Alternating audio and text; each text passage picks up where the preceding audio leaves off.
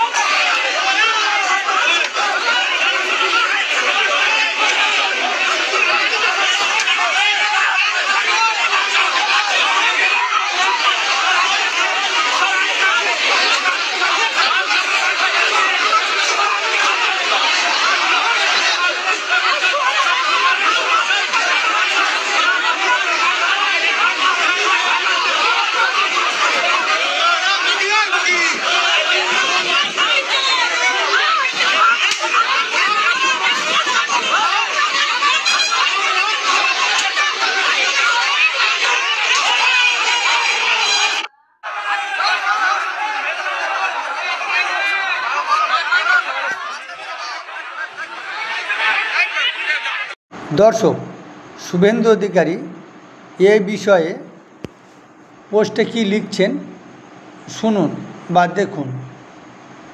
ছি ছি, এই লজ্জা রাখার জায়গা নেই। গতকাল কাকদ্বীপ